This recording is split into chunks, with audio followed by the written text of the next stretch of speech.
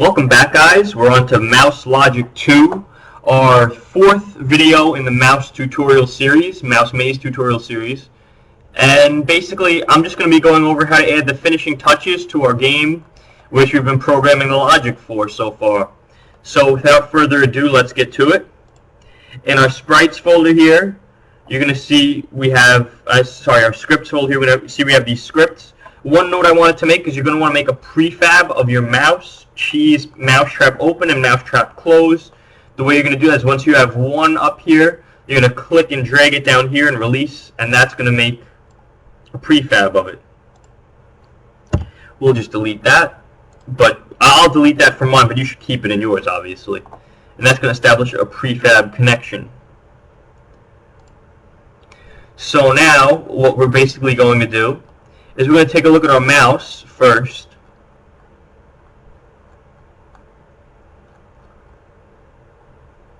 Here we go. Okay, so we're going to notice that we have the move mouse script attached to him. The way we attach a script to a game object, remember, we would either click and drag it onto the game object, or we go add component. Click and drag it onto here, actually. Or we could go add component, scripts.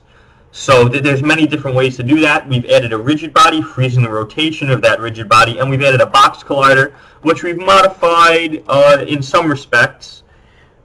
Basically, we've just made it taller so that we made sure that our mouse interacted with those game objects that he hit into that also had colliders on them. And we've tagged him player. Now we want to look at our next set of scripts that's basically going to allow us to complete the logic for our main core of our game. So our display UI script. And display UI is really important because this is actually, if we hit play here, this is what's allowing us to display this energy up here, and also what's allowing us to display this trap timer here. So it serves one functionality, which is displaying the UI to the screen, but two separate displays to the screen, basically. So we have public text UI text and public text trap intentionally misspelled so that Unity doesn't confuse our one trap with our 1P trap with our 2P trap, because these are variables that are interacting with each other, and although they're not of the same type, I just didn't want to, I don't think it would confuse them, but we don't want to confuse ourselves either. So that's really what that's there for. And we're going to set these .text equal to the empty string at first. Now in update, we're going to say that UI text equals energy, right? And in the same format here, a string with energy colon and then a space, plus energy manager .energy .toString with that semicolon at the end. And now if trap.trapped, which we'll get to in a moment, trap P.text equals trap timer, this string right here, plus trap.time.toString. Basically taking these numbers and converting them to strings. Else trap.text equals empty string. So you'll notice here that when we're not trapped, there's nothing here in this upper right hand corner, but we are trapped, and now brings the trap timer. That's why that's like that. Now we're going to jump into our two things, trap and trap control, our two other scripts. And first, the easier one is trap. So we have just basically a public static float time, public static bool trapped, time equals 5f, and trapped equals false to start out with.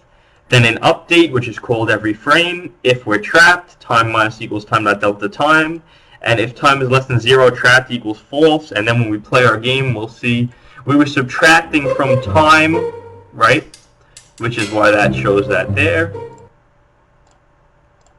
And you'll notice in display UI, see we did trap.time.toString. So when we say trap timer here, we're seeing our trap.time, which we're affecting in this script. So notice how we're passing public static variables back and forth between scripts, sort of, or we're really referencing them and changing them based on some other script. So that's one key delineation to notice. Now trap control is a bit harder of a script, so I'm going to take a little bit more time to go over that.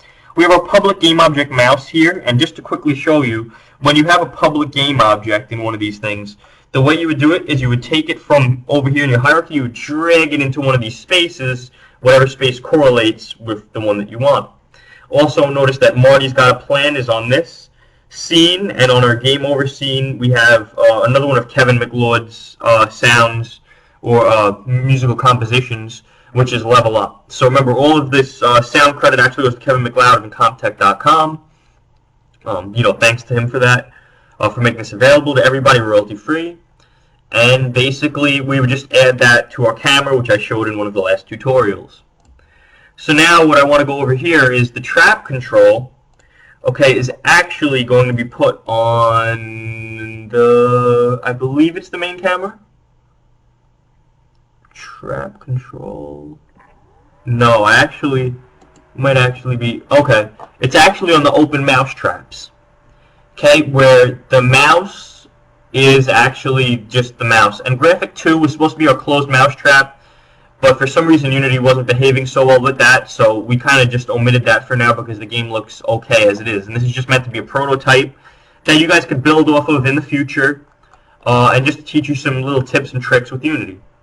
So we also have a box collider on our open mouse trap there. So basically, once I go through trap control, we're just going to wrap up in the next tutorial with our outro video where we review what we've learned. Just checking on time here. Okay. So we have a public game object mouse, public move mouse, move mouse. Now this is important because this is the script we created, right? So we're actually referencing that script in here, which is really cool. You don't need this, so we could just get rid of this, comment that out. And anything that's commented out here, this is a comment, and that means the compiler is not going to deal with this. That's not going to be executed because these two lines here, that's just for us to see, not for the computer to see. And private rigid body rigid. In start, we're going to reference the mouse game object, and we're going to get the component from the mouse game object of rigid body. Now, move mouse is going to be equal to the mouse.gameObject.get component, the move mouse script off of that mouse. Now, in update, we don't want to necessarily print trap.trap, that was just debugging, but if not, because this right here means not, trap.trapped, then our move mouse.enabled is going to be true. So if the mouse isn't trapped, we're enabling player controls based on our move mouse script. We're making the we have no rigid body constraints on our game object, but then we're adding the constraints of freeze rotation X, Y, and Z.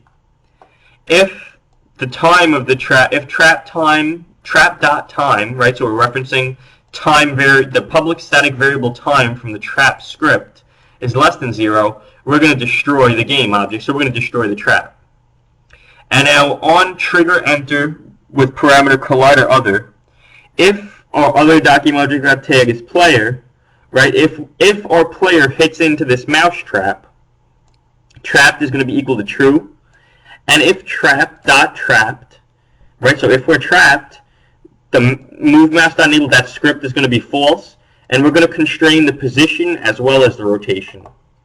And now one thing I want to show you here is that on this open mouse trap, we've checked this is trigger, and that's why we're using this on trigger enter. What is trigger does is it allows us to basically activate, well, on collider enter can do this too, activate a condition based on collision, but it disables physics with that. Now this isn't such a good example because it looks right here as though we are still colliding with that collider. We're actually just triggered the script when we hit that collider. So on something else where it wouldn't freeze your position, you would be able to run through that collider with no physics detection.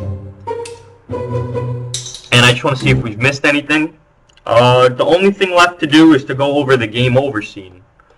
So basically, we've already said application.low-level game over. So actually, instead of making another tutorial video based on that, I could go through that right now. So game over, we just have our canvas with our text here, right, and our image right here. So we basically dragged our image, scaled it up with respect to the main camera's view of it. We changed our background similar to the start screen. We created text here and just wrote game over. Sorry, we didn't write game over here. We actually wrote the credits for the sounds. My apologies. In Photoshop, as part of the graphic, I actually wrote game over. And we have the event system, which is automatically created. So when we play this, now we have our credits to Kevin MacLeod from Comptech.com for the music, and we have our game over screen here. And I know it's not the best layout. Like I said, this is just meant to be a prototype to show you guys some, quick and dirty tricks in Unity that can get you up and running. And it's not necessarily perfect by any means, but it is designed to help a beginner get into Unity. So these tutorials, as well as the assets, are going to be up on YouTube, as well as my personal portfolio website under the tutorial section. which will be made very soon. So it'll definitely, by the time you guys get this tutorial, those will actually be up for download there. So I really hope you enjoyed, guys, and I hope for at any level that you are, whether you're beginner or intermediate or advanced, I hope in some way you've learned something from this tutorial. Especially beginners and intermediate Unity users, I hope that you at least learned, a tidbit from this, and especially for the beginners, I hope you learned a little bit more than a tidbit. But that's about it for this tutorial, guys. I'd be more than willing to do things like this in the future if any of you have any requests for things you'd like to possibly see in the future on my YouTube channel. And I'm going to keep making tutorials for you guys, so thanks, and I'll see you guys in the next series of tutorials.